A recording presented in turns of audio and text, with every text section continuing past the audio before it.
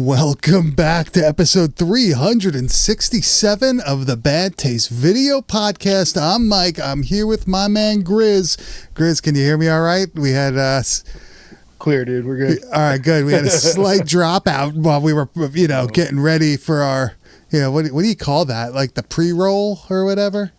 Yeah, our pep talk that we have. It was fucking dropped. It's just fucking silence. I'm like, wait a second, Grizz isn't there. I'm like, hey man, you ready? We're rolling, and I don't hear anything. Mike, can you hear me? I'm like, Mike, can you fucking hear me? Yeah, no, I caught it. But what that like screen that you see before we go live, the like stream coming soon or whatever, that's the point where me and Grizz totally panic. That like, is everything working? Is he there? Are the clips in? Are they just gonna all play at once when we go live? Because that has happened. That's all happened. It took a while for us to get to this point, but Grizz, before we get into this week's movie, which right here, yeah, there it is. Let's hit that intro.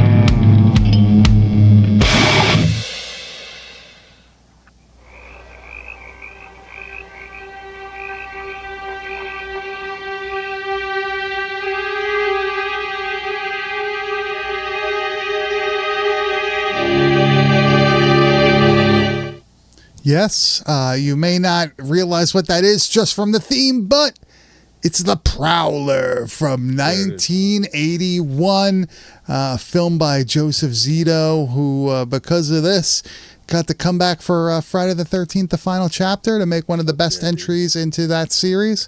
But you see where, I guess, the makings of all that, start here.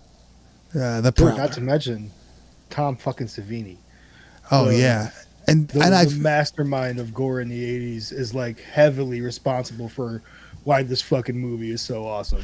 And I feel like you get to see like a decent amount of awesome effects in this. Like they really let him like do some shit with some of the kills that we're going to see later on. Now, as many people know, I have the big box VHS of this. Yeah, as many people know, this is a very hard to come by tape, or really not that hard to come by, but just kind of expensive. Definitely expensive now. Holy fuck, dude! Especially for that big box. I remember thinking like, holy fuck, the Prowler's $100. What the fuck? Like that's fucking crazy. Now, if somebody said that to like one of these random people, they paid all day, $100. That was the top of the line. But the newer versions of this movie are fucking great. All like the modern releases, the streaming version, like cleaned up, looks great, HD man. Action, dude. The effects really come to life. As you're gonna see, all of our clips here are pulled from an HD cut of it, and it looks fucking sweet, dude. This movie has like probably my all-time favorite. It's hard to say that. I'm saying some pretty wild shit right now. This might have one of my all-time favorite kills in any horror movie. This definitely has one of my favorites. I'm thinking we might be matching up here on this one. There's a couple favorite things of mine in this movie. Okay. I'm a fan of this. This is not a movie that I saw when I was younger. This was a movie that I saw when I was older. This wasn't one that I grew up watching. I wish I did. This would have fucked me up as a kid. No, dude. I mean in a good way. I mean like in a good way. Yeah. Like, I think we would have had a lot of fun with this movie though, because this really is like Scooby-Doo on steroids. That's what this movie is. You're correct. You are correct. An awesome fucking Scooby-Doo story. So, you're correct. As a kid, I would have been all about this shit, man. Who done it with extreme violence? Yeah, everything I wanted. And of course, you have like a masked like army guy. So as a kid, you'd be like, "Fuck yeah, that's fucking sick." playing with my GI Joe. Yeah, that's checking fucking that guy awesome. out. Like, this is where it's at right here. This is one of those movies though that like when you see the way that they have people get killed and all that stuff, it's pretty fucking mean spirited. I always felt like the Prowler's a pretty mean spirited movie. Like, oh look, the pool kill is mean spirited and definitely one of my favorites from Recently Beheaded. See, I feel like this whole movie is just like cruel. You know what I mean? Yes, like the things that cruel, happen to these people, it's like cruel, vile, ill intent. It's everything that you want a slasher to be. You know, like the true slasher movie to me has to have ultra violence. It has to have a killer who goes too far every time. And like that's what this is. Like it really does. Like every kill isn't just a throwaway. Yeah, there's something fucking real cool about it. Maybe one in this movie is I'm like, not my favorite. I think I know which one that is. Yeah, we'll talk about it. Yeah. I think we got a clip from it too, right? Is that the one you're talking about? All right. Yeah. But Grizz, do you want to give a little synopsis of the Prowler before we get into it?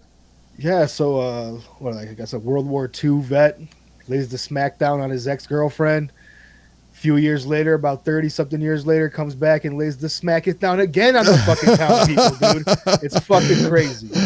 Yeah, you have like the opening of this movie is basically like an old-timey fake news report with a voiceover of somebody breaking up with their boyfriend who's overseas. Like, I can't wait for you any longer, blah, blah, blah, blah.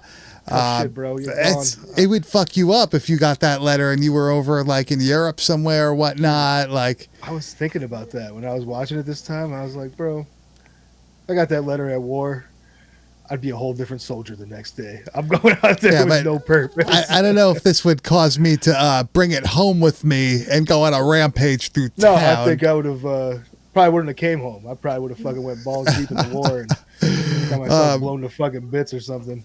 But we have like a flashback sequence that's like 1944 or something like that. I don't think it's 45. I don't think it's the end of the war, is it? I think they're just like, I think it's just around that time. Yeah. But we have a flashback sequence where we see what's her full name? We were fucking laughing. Frances Rosemary Chatham, with her new boyfriend, not the person that she wrote to breaking up with. Fucking dweeb. And they end up getting fucking murdered at this party. And this is like the Friday the 13th one, but on steroids. There's two pitchfork kills in this movie, and they're both fucking crazy, right? Yeah. Did a good job on that other one, though, right? Oh, man. Yeah. Remind me about that one. But this is the opening kill, and this is kind of where you get an idea of what you're about to see when you fucking watch this movie. So these made it look like that time period. Yeah, this couple's making out in the gazebo. She looks up and there's an army-clad man with a pitchfork. Puts it in through the boyfriend, through his back, and it ends up protruding through her back. So basically it makes like a pitchfork sandwich. The pitchfork was not that big, though. Let's be real. That got really long all of a sudden. Yeah, I agree with that. But think about how fucked up that is. Like the weight of like this dude with his foot on the back of the pitchfork, pushing it in, and there's nowhere for you to go. Yeah, all the dude weight is on you, and now it's also on the pitchfork. That's a lot of pressure coming down. There's nowhere for you to go. I mean, even if it was that normal pitchfork, she was gonna get poked a little bit. She ain't gonna come out of there unscathed. She's gonna have some nasty puncture wounds. She might get a staph infection. It could go really fucking bad for her. Fucked up, man. I'm just saying, like that thing got real fucking long, real quick. I'm happy it did, though. It looks fucking cool, man. Well, it is. It's like a real brutal feeling kill. Like it's just a cruel way to go. Especially seeing your killer with nothing you can do about it, and like you're getting like 2 for 1 with like the Nathan's fork. Not good. It's rough. All right. Rough, so Grizz, we jump to, I guess, present time. Would you call it present? 80, yeah. 81. Yeah. Is this supposed to be in New Jersey? I think around. Like definitely gives that vibe. I don't know the exact location of yours. I think they let me see here. They filmed in New Jersey, but I think they're supposed to be somewhere else. I don't exactly remember, but Cape May, New Jersey. We're gonna have to go down there, man. We're gonna have to go visit the Prowler estate. Prowler trip. But they're about to have this party again, right? This town shindig, and things start getting fucked up right from the get-go. You know, I love a good school dance horror film, like a Carrie, something like that. I like when there's like a school dance involved in it and shit like that. I don't know why. It's just kind of a cool setting for mayhem. And this is a cool one too because it kind of like, you know, people are coming away from it and stuff like that. It's a reunion of when that other people got fucked up. So it's a cool thing, man. I like when they do this. And then you have like the sheriff is going away on vacation. So like the deputy sheriff is like now in charge and he's a little nervous. Yeah, and he's, I think, dating a high school girl.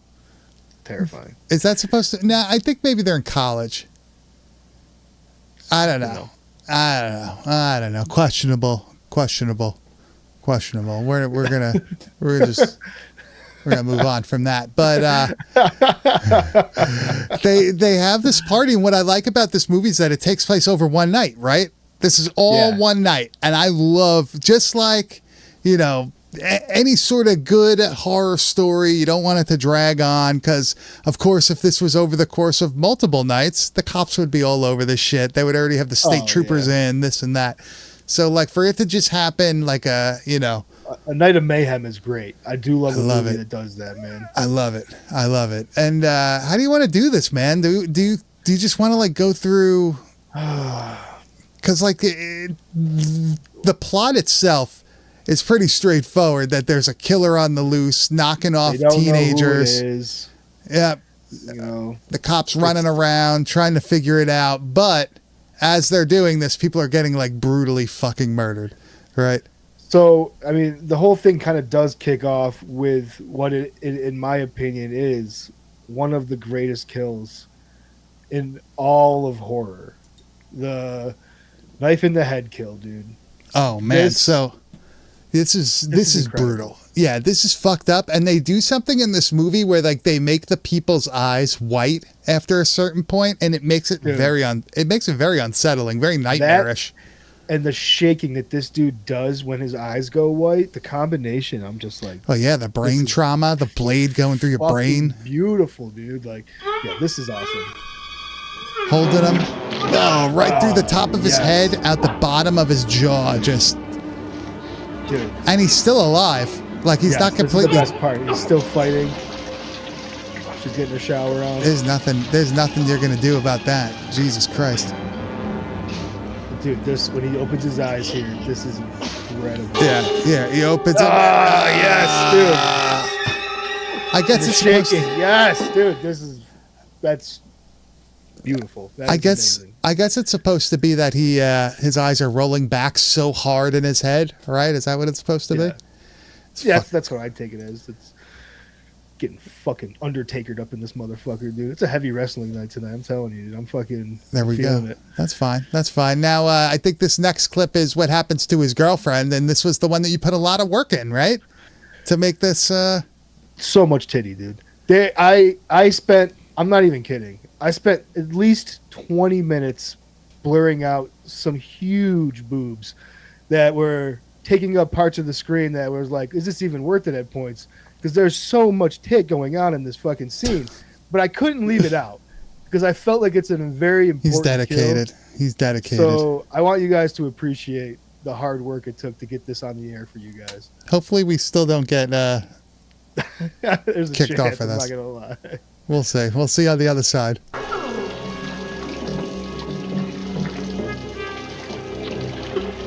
So she thinks it's her boyfriend, but no, it's the Prowler with his fucking pitchfork. And he stabs the shit out of her in the fucking shower. There's like blood pouring. Look how much blood is like just poured down. That looks awesome. Then he lifts her off the ground too. The lifting off the ground is the best part. And then the cut to the nice cake. Yeah. Awesome. Dude, this movie's fucked up, man. For 1981, this movie's fucking crazy, right? That's the thing too. 81, like, yeah, this goes hard for 1981, dude. This shit feels straight out of Rome. So, like, did this? I don't know. I don't know the whole history of the Prowler. Like, did this have like a fucking like theatrical release, or was this like just kind of no shit? This was in theaters. I can't imagine like going to see this in like fucking 81. I'd be so gnarly compared to a lot of the other stuff that's out there, man. Dude, imagine you see the thing, like the fucking tag, like the catchphrase tagline or whatever. The human exterminator is the Prowler. He has his own way of killing. I'd be so pumped to see that shit. Yeah. Damn. I will forever be envious of. I mean, I was born in the 80s, but like I didn't get to experience the fucking. No, you would have had to be born in like the 60s to see that shit like in theaters. To like really appreciate it, Like your parents' age. Yeah. Damn, they lucked out, dude. They fucking last fucking generation that could buy houses at a reasonable price and make a bunch of money on them, and they got to see fucking cool movie theaters, dude. True. I mean, it's so the story goes. My dad saw Texas Chainsaw in theaters, Times Square. How fucking in Times Square. Yeah. That's pretty fucking cool. I don't know. A long time ago now. So the story goes. So Grizz, the next set of kills we got to talk about. There's one extremely disappointing one. Yes. And there's the one only that's one in this movie. Yeah, this is the only disappointing one, and this is the stab by the pool. By the gate. Outside the pool area. And now here's the thing. It's still more fucking graphic than like 90% of it. Yeah, it's like they still fucking fuck this shit up. So she gets grabbed by the Prowler. He's also super strong. She gets stabbed through the throat. Look at that. And the blood's just gushing down. Good gush. I will give him that. Very good gush. Yeah. It's pretty Probably realistic looking. Grade B gush, honestly. It's pretty good. It's pretty realistic looking, man. I gotta say. But the only thing is that it's not as over the top as some of these other things. When he gets the girl in the pool. That's another amazing scene. That shit is, we have it right here. This is what the cover, well, you can see right behind us right now, the cover art of most of the releases. It's either this or it's the dude getting the blade through the top of his head. But this pool kill is pretty fucking gnarly. Also, he'd be like, dude, he'd be waterboarding himself wearing that fucking mask in the water. But like he uses the bayonet to slit her throat. And you pretty much see it happening. Look how much blood they use, right? It's just pouring out.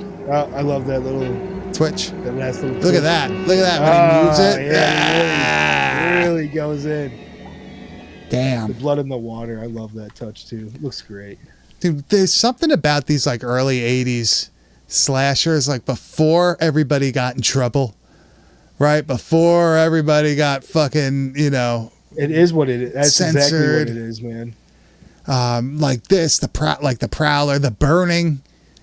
Like that shit is awesome. The like, Burning is to this day one of the absolute best fucking horror movies of all time. That's your local. Also an 81 movie, dude. Yeah, a local movie to me. Trying to think of some of the, Evil Speak is kind of a slasher, but not like. Madman is the early 80s. I try to. Which one is that? That's the one where they're like in the camp, and like there's the big mutant dude. Obviously, you have like Friday. What is it? Part 2 is 81. I think for Friday the 13th, which is pretty solid. What year I like was that one more than the first one. I think you got Final Exam. That's a fucking kind of decent slasher from early 80s. I don't know if that's 80 or 81 either. I'm not good with the actual like direct dates. I just know a time period. Yeah. But Halloween 2. I like Halloween 2. My Bloody Valentine was released. Yeah, that was pretty much released around the same time as this. Yeah, we just covered Maniac. I do feel there's a lot of similarities between My Bloody Valentine and this movie, though. Like they definitely like exist in a similar love horror. Yeah, it's got the same vibe to it, man. Like that'd be obviously a great double feature. Those two movies go together so fucking well. Well, you have What's a masked the other one, the Town That Dreaded Sundown. That's another fucking great. I don't know if that's 70s or if that's early 80s. I think that was the either way. That's a fucking another really good fucking movie. That was 76. So I like the shit. That's early. I like the 2014 version. Isn't it supposed to be like that was a movie, but like somebody's like recreating it or something like that? Like, isn't there some sort of twist? I didn't see it. Get into that, dude. I couldn't get into it. I thought that was just funny.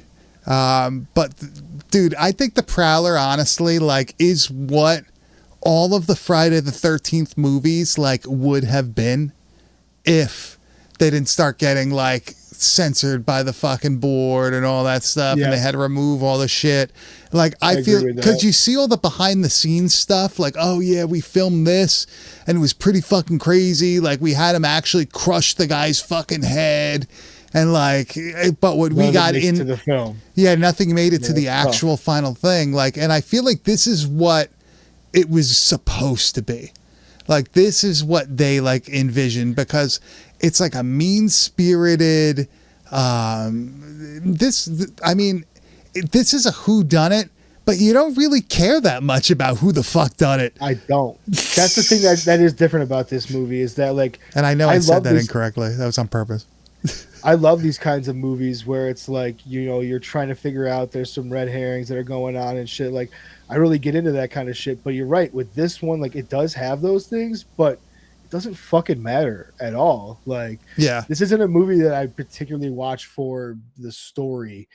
I really just watched this for these amazing fucking scenes that like Tom Savini is just like flexing this giant fucking gore muscle on, dude. It's fucking stunning sometimes. Now were they supposed to were they pushing that Major Chatham, Statham, whatever? Are they pushing that he was like a red herring at one point? Yes, I felt that. Yeah, 100%. The dude can't even get out of his fucking wheelchair. And like I don't understand that move. What do you think of that character? Him just like peering into the fucking windows, like just lurking about in his chair. He would have to be like the grandpa from Willy Wonka, where all of a sudden he could just fucking get up out of his chair and like fucking when it's convenient. Yeah, when the tax man comes, he's laying there, but as soon as he leaves, I really do like the dynamic though, of like, all right, you have this old dude that's connected in some sort of way. Sure. And you don't really know until maybe about halfway through they start like they think he's connected somehow, so they go to his house and they find some clues that show who, you know, it's Rosemary Chatham and all that. That's the daughter of the dude next door. The movie is leading you in that direction for sure. I don't know how good of a job they do at like fully selling that idea, like throughout, just because I think that character would just be such a jump to be like this super strong stealthy you saw killer. Him lift somebody up off the ground, like even a grown woman, like you're gonna have a tough time just lifting her off the ground from her head and doing it with a fucking on a fucking, what's it called? Now I can't even remember what the hell it's called. Pool gate, like a fucking fence gate thing. Yeah, like reaching over that shit, pulling somebody up. No way, man. It's tough. Yeah. No way. So wheelchair dude's not doing that. Eventually, this whole thing culminates right with them going to they go to Chatham's house again, right? Yeah. And this is where everything starts just going fucked up. They have the face-to-face with the Prowler himself. But before that, she gets like a Halloween scare, a Jason Voorhees scare. Is this supposed to be Rosemary's body? That's kind of what I'm taking it as. I don't know who else it would be. Because the friend is in Rosemary's grave, right? The friend's dead body. So I think this is her. But we get like this. Yeah, we get this jump scare, sort of. She's reaching up into the fucking chimney because she sees like this necklace. Ooh, what's that? Is funny as fuck. It's just necklaces just hanging down. Yeah. She's really digging in there too for a while. Yeah. And then like just a dead body hung upside down. I don't know how that skeleton. And I love this. This is classic. It's just other side of the door. There's the fucking killer. With the rose. on guard. Awesome. He pulls out his fucking bayonet. I have a bayonet like that, but it's the smaller version. It's not as long as that. It's all right, dude. I was gonna bring it on the show, but I didn't want us to get kicked off YouTube for. It doesn't have to be huge, dude. It's cool. It's the motion of the. It's what you do with your bayonet that counts, dude. Thanks, man. Thanks. But this dude starts taking some fucking damage, right? The Prowler. There's like dude, the town's. This is an awesome like sequence to the end of this movie. Like, dude, the back and forth of this is fucking incredible. I have to just watch what I say. Yeah. The town simpleton manages to save her, right? When she's being attacked. I was going to drop the R word, but I did. It's cool. I would have let it fly. It's all right. But this dude shows up out of nowhere with his fucking shotgun and just blasts the Prowler. Wait, was it a shotgun? Did he have a shotgun? Yeah, it's a shotgun. Yeah. All of a sudden, his super strength is not there. He's got leverage from his fucking pitchfork, and he can't open the door. Classic through the door move. Yeah, then he just kicks it open like it's fucking nothing. So this dude comes out of nowhere, shoots him like right in the fucking lung. This dude takes it right in the lung. There's no way you're getting up from that. I love that slumped body look too. Like, you think that dude's done. Like, he is slumped, dude. There is no way you're getting up from that. No. Right? I mean, you get a slug to the fucking chest. Like, I'm assuming that's not birdshot based on the blood splatter on the behind the wall. Your fucking shoulder is gone. You're fucked up. Your lung is no longer functioning. Your heart is probably taking a good amount of damage. Now, here's the thing. Dude, you do that one shot, you say, nah. You got to double tap him. You got to put one right in the head. Got to put one right in the head. But that's because we learned from the Prowler that he ain't always dead when you think he's dead. He gets up.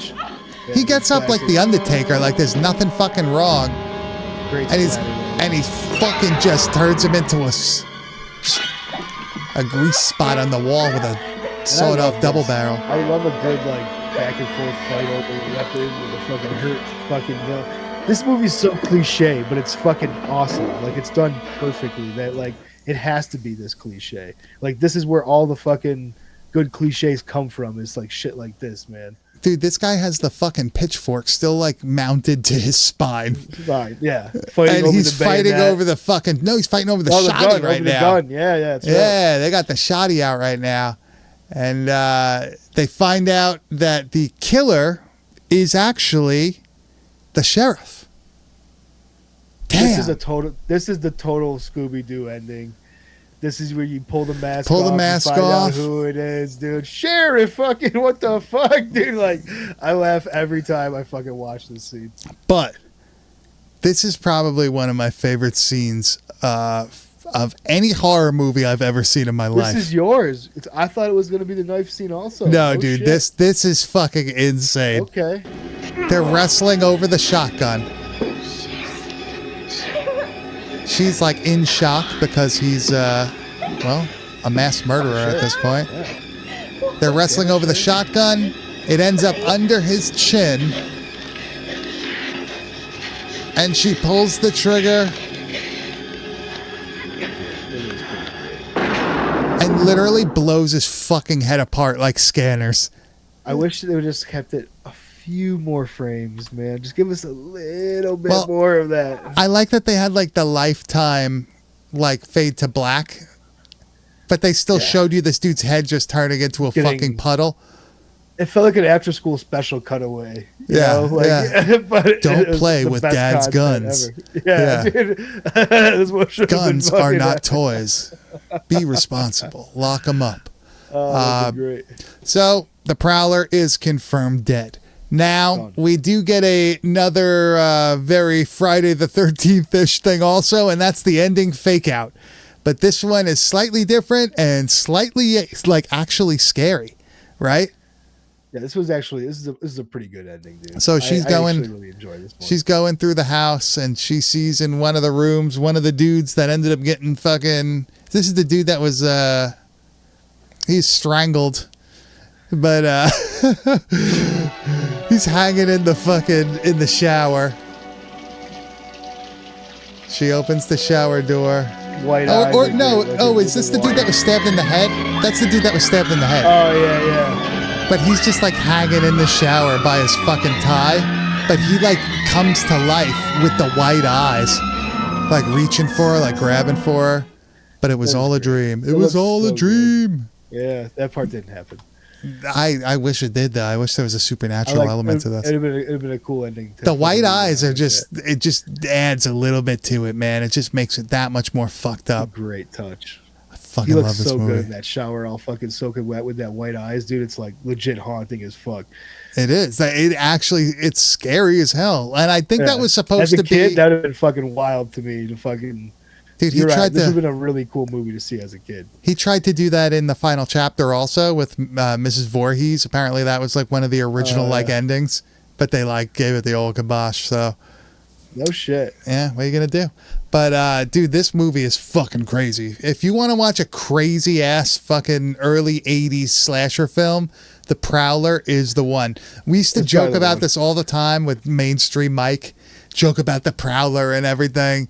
There's a reason why this is like, it stands the test of time when it comes to these movies, right? It's not really like a sleazy movie either. Like, it's not like Maniac. No, it's not like a Maniac. No, it doesn't have that same like grimy, like greasy factor that like Maniac has. No. But it has a very like ill intent to the fucking kills. Mean spirited. Like this dude's killing out of hate. Way more than Maniac, produces. Like Maniac has good kills in it and they're violent and stuff, but like this one really, it's really because of Tom Savini. The fucking, but I mean Savini did Maniac too, so I mean it's like this one's just different. This is just a different feel to it. What? Okay, so I'd have to challenge you, dude, and I would say that the shotgun blast in Maniac is better than the shotgun blast here. I'll agree to that. I'll actually agree to that. I think that might be one of the best things ever filmed. I just think the whole thing of the ending of this, you just are not expecting that to happen. No, not at all. That is first time watching this, you're blown the fucking way. Yeah, like his fucking head was. But like it really does it does shock you quite a bit. It's awesome to see. I love this. 10 out of 10, The Prowler. It is a 10 out of 10. I mean, this is free to stream. Sure, so. Oh yeah, dude, this is a Bad Taste Hall of Famer for sure. Free to stream on Tubi. Also just buy any version of this that you can. It's all good. There's not a wrong way to watch this movie. Yeah. They all look good. It looks good on VHS because it kind of adds that, the way it was supposed to be formatted to be watched and stuff looks really good. But the cleaned up HD cuts are fucking incredible. If you like really want to see some great gore effects in high definition, get a newer version of this because it does not disappoint. Grizz, that leads me to next week's movie. You said that you wanted to cover a cannibal film, so we will do one of my favorites because it is absolutely fucking weird as hell, and that's going to be Eaten Alive from 1980, an Umberto Lenzi classic. This movie's fucking awesome. There's tons of funny shit. It's been hot as fuck in Western New York where I live, so I figured, dude, it feels like a cannibal movie is due. Right before August drops, it's time. I can't wait till the summer is fucking over, man. I really can't wait. Terrible. I fucking hate the summer. It's the worst. Who likes the summer? Seriously, who likes this shit? Terrible. Yeah. You like being uncomfortable and hot and sweaty. Like, what's the joy? Yeah. Like, the fuck? What do you do? Winter is the fucking best. Dude. I work in an office and I still fucking hate the summer. It's still fucking miserable. Right? Dude, best time is when you don't have to turn your HVAC system on at all. That's the best time of year. Those are the times of year, obviously. That's how that's how I fucking that's how I know it's a good season. If I don't have to turn the AC on or the heat on. Perfect. We're living the dream, dude. Living the dream. Living the dream. Just like next Tuesday night at 10 p.m. Eastern Standard Time when we cover Eaten Alive on our YouTube channel, youtube.com/@badtastvideopodcast. Yeah, dude, I'm excited for that one. That's going to be a lot of fun. But Grizz, it's time we head over to the wide world of metal. And what the fuck do you have this week? Dude, I found a kick-ass band, male-formed from fucking Helsinki, Finland. Amazing Finnish death metal. This is their first full-length album that they're putting out here. It did not disappoint, man. They have a couple like demos and an EP and stuff, but when you listen to this whole album as its entirety, this is such a fucking well put together death metal album. Let's just start real quick, give some people an idea what we're talking about. We'll give them some Eyes Torn Out.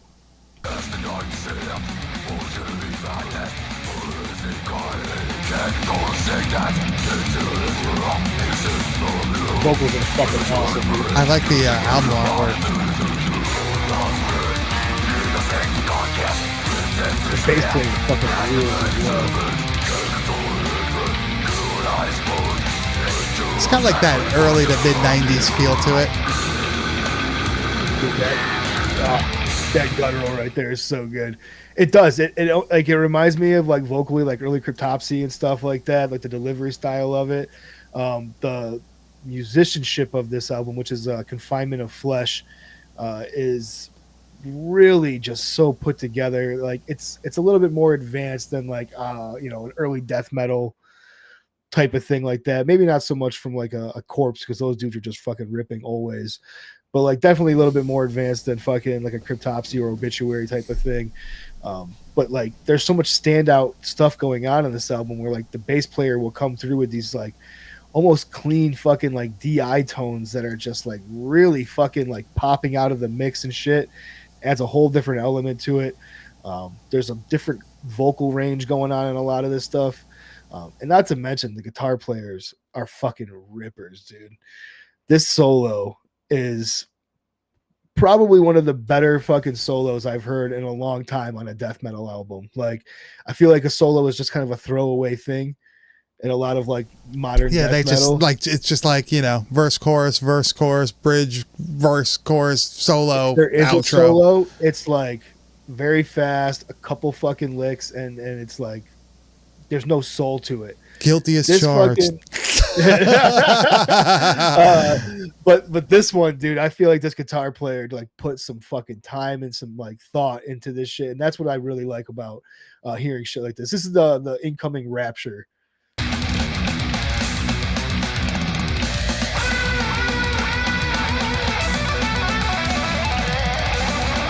The tone is great too. Very like this is very like Swedish death metal guitar tone. Finish, dude. So many unique fucking like licks in there, dude, that are just like fucking really cool. I like Coming it. out of it with that fucking that like rhythm too is like really fun. And I like these guys it. rule. I like it. What do you got for the last one? Let's see. What did I do? I think we did that. We're gonna do Shattered Illusions is the last track we did.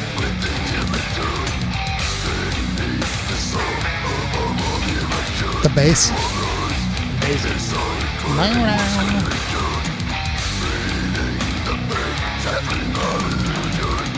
Vocals fucking rule so hard.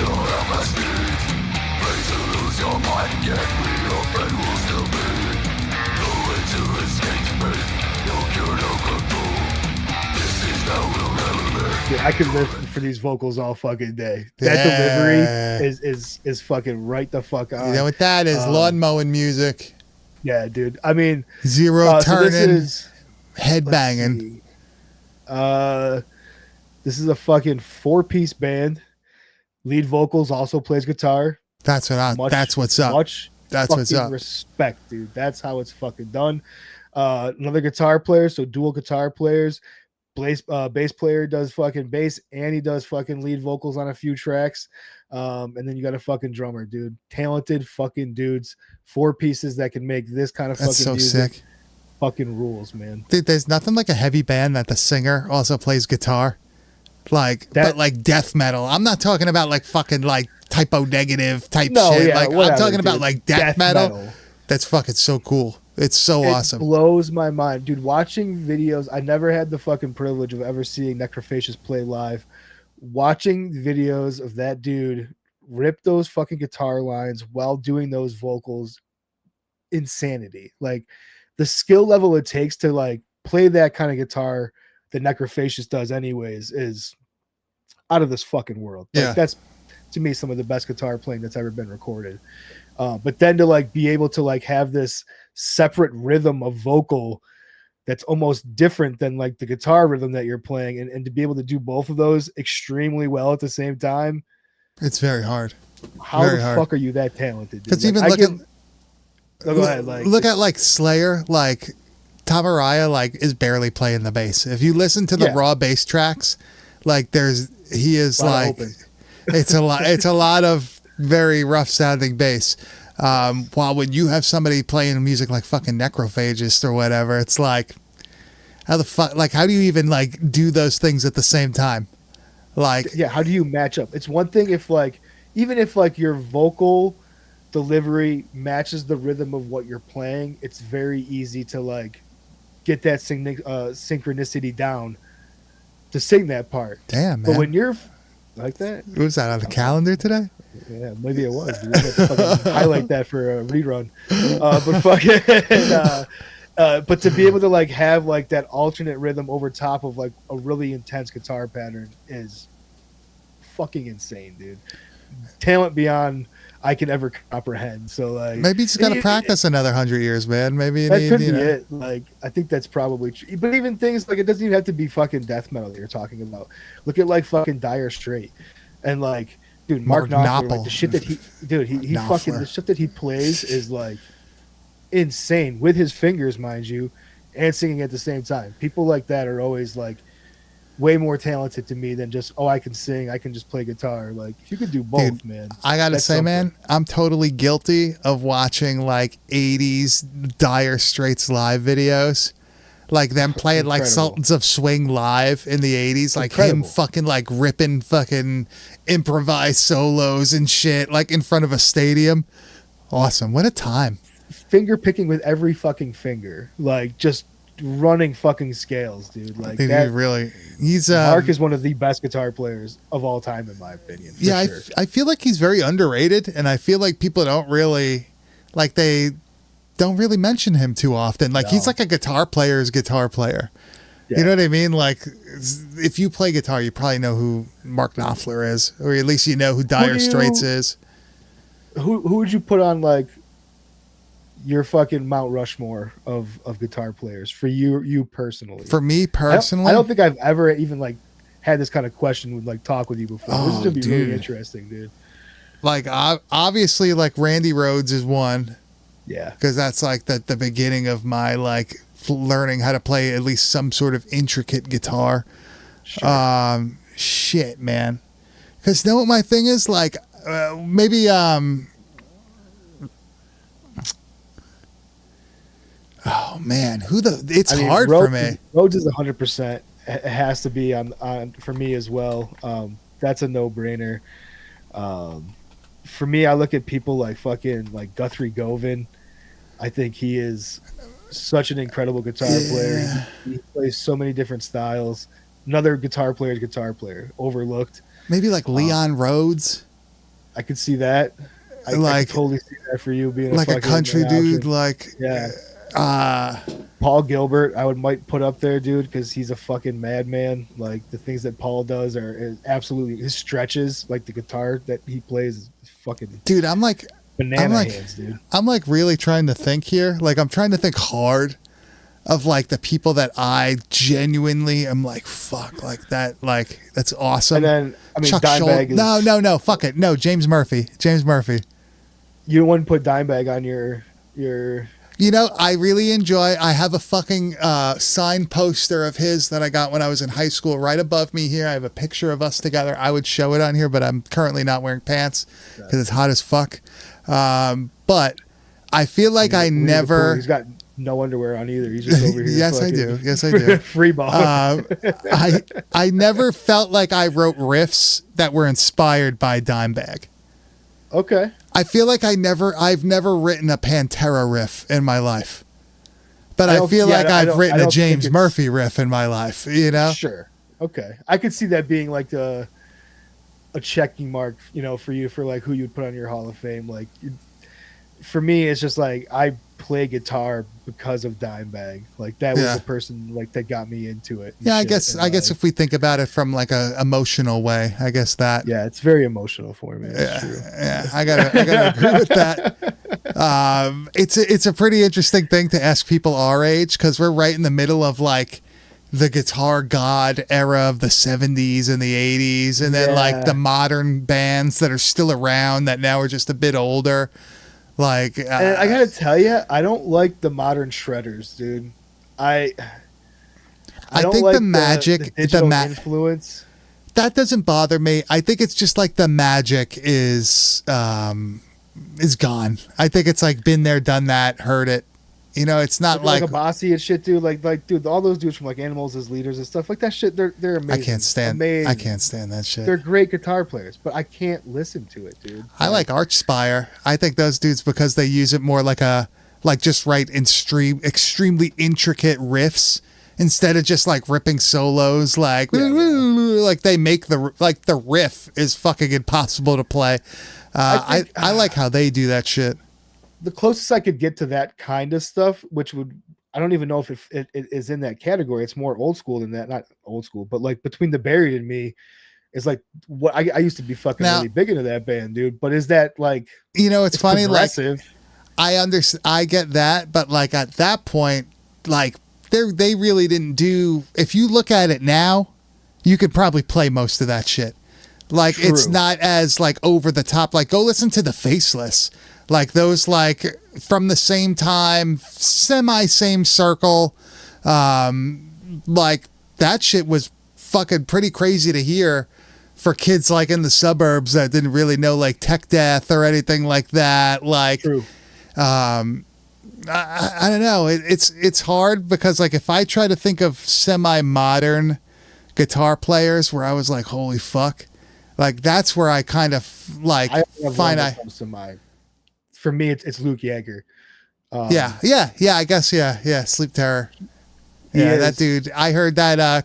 Funny enough, I heard the Christmas Sleep Terror medley, and after hearing that, I was like, "Yo, what the fuck was that?" That's the first thing I heard, also. Yep, and then I went and heard like all the fucking like that. What the hell was it? Probing Tranquility and all that shit. That album, that album changed me for sure. Dude. Probing Tranquility is definitely.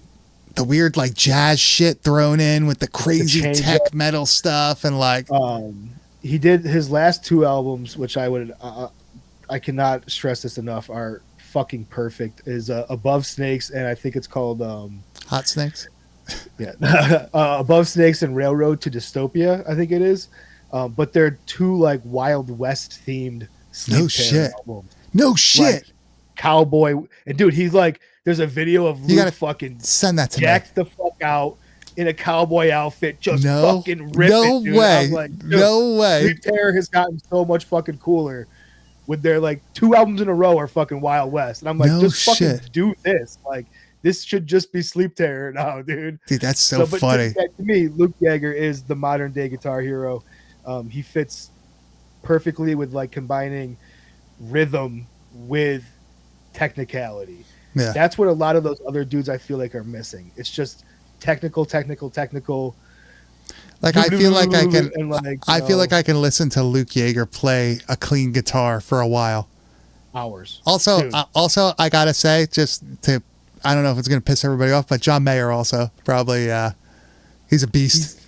He's insanely so good. Fucking good at guitar. Yeah. I hate admitting that he's like people don't want to, as he is. People just because he wrote like radio shit and stuff, like you don't realize how good of a guitar player John Mayer is. Like to have Dead and Co. like and Further and shit or whatever, like to be playing with that band, you have to be an extremely good musician. Chris Holmes from Wasp, dude. Oh, to be playing with Chris Holmes. Yeah, dude, to be playing with Dead and Company, like, and for it to be like no fucking issue, like you just fucking doing it casually, like you have some talent. You're a dirty hippie still, but like hey, nothing wrong with that. Ripping. Nothing wrong with that. We've all been there. Hey, I'm not throwing shade. I lived my life. You had dreads at one point. That's fine. But Grizz, what album did we just fucking listen to? Now that we're this was Confinement of Flesh from Malformed, all the way from Helsinki, Finland. There we go. You can get this on Bandcamp. It's $7 for the album. It's a full fucking 9-song release. Each song is fucking different. Each song is really fucking good. Nice. I recommend just picking it up if you're an album buyer and shit. I think it's worth it for you. Yeah. But it's on Spotify, YouTube, all your regular. There you go. Shit. There you go. Find music. So Grizz, as we record this, yes, it is July 29th. We're almost halfway. Well, we technically, I guess, are halfway through summer. For sure. Thank Spooky God. season is upon us. It's coming. Dude, 1 month away. I can't wait. We're putting our movies to the side. Wait for our Halloween. September, October. Yeah, we're gonna. Period, dude, I say we do September, October. Try to figure out how Thanksgiving shit for November, and hit up the fucking. Christmas, or we'd dude. start doing Christmas stuff, dude. Let's roll with all the holidays this year. Oh, we're going hard. I think we have to. We dress it up for every holiday. Should we do that? At least one day we'll dress up for each holiday. Yeah. All right. I like that. Do you want us to do spookies? Is that what that is? Remember when I got spookies for $5 from that? That was yeah. That's the last good VHS fest. It was when I got spookies for $5. $5. But I can't wait for the Halloween season this year. We'll bring on some guests. Some good shit lined up, dude. We got some good guests. We got to get the Hog back on here. We got to get EK back on here. We got to get We got to get the Dead with My Friends boys on here. You know what we're doing this year? I really, dude. EK has to be on this episode for Halloween. I really Ouija think board. That's a good option too. But I was gonna say How to Kill a Vampire. How to Slay a Vampire? How to Slay a Vampire, yeah. We're gonna bring it back. We're gonna do that Yeah, dude. I don't think we gave it full. I don't think people understand how goofy and fucking amazing that movie really is. We'll have to see. We'll have to see if he still likes us enough to do it. We'll see. Yeah, we'll see. He doesn't like us anymore, I think. Well, he went to France, so now he's refined. He's refined. Yeah, he has no time for the swill like us. Probably over there drinking wine and eating cheeses and shit. Dude, I started seeing Halloween shit in the stores already. It's coming early this year, dude. They're learning. I'm ready. There's such a demand for it, dude. I saw that the weather's supposed to be in the 70s next week. I know that's not the end of the summer, but I wish it was. Goddamn, I wish it was. Yeah. Let's get a long fall this year, dude. Give us a long fucking fall. That'd be awesome. Give us late August to fucking Thanksgiving kind of fucking fall. That would be sick. I'd like a cold Thanksgiving. Like a fucking cold Thanksgiving is great. I wouldn't even mind a little snow on Thanksgiving. No, that's man. a nice little time. I keep having to adjust because my seat is like that. Does it sink? Yeah, it's not good. But yeah, I'm hoping that we get a nice cold winter this year. Hope a brisk fall, and I want this fucking summer to end. And we could get into the Halloween season. We were talking about the VHS series last week, and they literally the day after, they had some sort of announcement saying that it's going to be a Halloween themed VHS, which is awesome. So I'm pretty psyched about that. So maybe we could do that. Yeah, I'm pretty fucking psyched about that. Maybe we could do that. Yeah. But you know what? We're still stuck here in summer. It's hot, man. We're still gonna be swampy and fucking humid. Yeah, so join us next week, 10 o'clock, right here for fucking Eating Alive. Can you do the YouTube URL? You think you can do it like me? I'm no ventriloquist or whatever they call those. I don't think just move your lips and I'll. Yeah. YouTube.com/@badtastevideopodcast. We stream live every Tuesday night at 10 p.m. Eastern Standard Time. You could see previous episodes on the YouTube channel. They're all up there. Or Thursday mornings, we release this in podcast form, but it's way better to see the clips. You get the full effect of everything. Grizz, where can they find you on the internet? You can find me on Instagram at Kane_enabler. And you could find me at Bad Taste Video. You can find everything we do at www.badtastevideo.com. Like we said multiple times, next week we will be covering Eaten Alive from 1980, a nice Italian cannibal horror film. And by cannibal, we mean jungle cannibals, not like suburban cannibals or whatever, or hooker cannibals or anything like that. Yeah. So next week, that's going to be a fun one. I guarantee it. I want to thank everybody for coming in the chat. I want to thank everybody for watching. I want to thank everybody for listening. We will see you next week.